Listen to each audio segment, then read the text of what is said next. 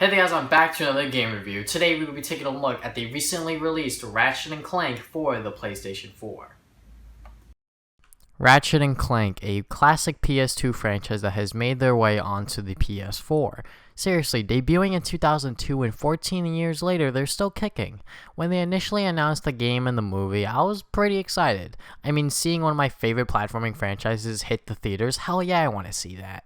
The Ratchet and Clank universe also seemed like a franchise that would transfer nicely into a movie. Alongside the movie, another game by the original creators, Insomniac Games, would be released as well. After numerous delays, the game finally had a set release date for April 12th, 2016.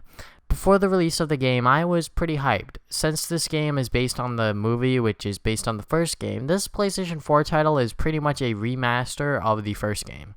The story does take certain liberties though. Since this is a retelling, who will be telling it?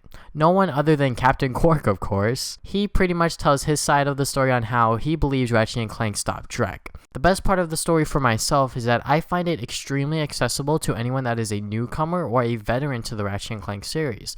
It sort of has the best of both worlds in that regard.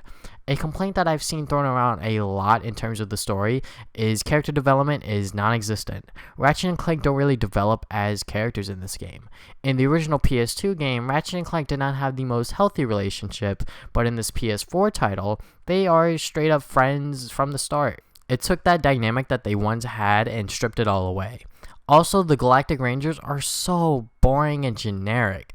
I don't remember any of their names other than Captain Quark, of course. I'm assuming they're saving all this character development for the movie, but I sure hope that in the movie, they make the Galactic Rangers at least interesting. This lack of character development could also be credited to Quark's bad storytelling, but at that point, that's kind of just making up excuses. Because of the lack of character development, the story is honestly the weakest part of the game. Let's just hope that the movie will make it all up. The gameplay is where the game shines the most, taking elements from all of the Ratchet and Clank games and putting the best ones into this game.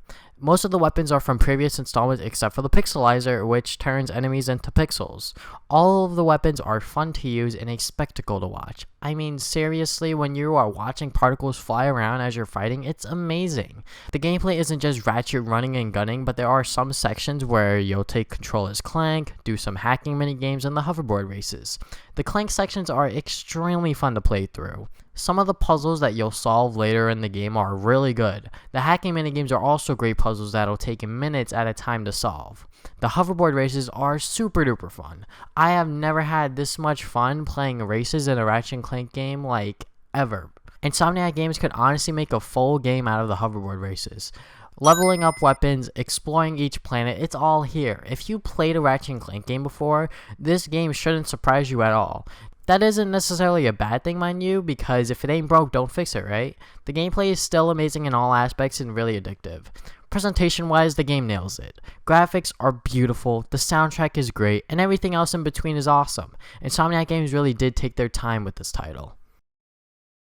So what is my final verdict on Ratchet and Clank for the PlayStation 4? It's a Ratchet and Clank game. It doesn't do anything new, but it's still a fun game. The story is really weak, the gameplay is awesome, and the presentation is the best we've seen so far out of any Ratchet and Clank installment thus far. So I would still highly recommend you pick this title up to any PlayStation 4 owner. It's only retailing at $39.99, which is the perfect price for this kind of a game. So if you guys have not already picked this title up, be sure to do so. So I think that is about it. Thank you guys for watching this video. If you guys have not already, you can subscribe. I put new videos up every Saturday. If you guys want to go follow me on Facebook and Twitter, you can do that. Links will be in the description below, along with my game review playlist. If you guys want to see more game reviews made by me, you can go and check those out in the playlist in the description below. So I think that is about it. Thank you guys for watching this video again. Now, see you guys next time with more videos. Game on, gamers!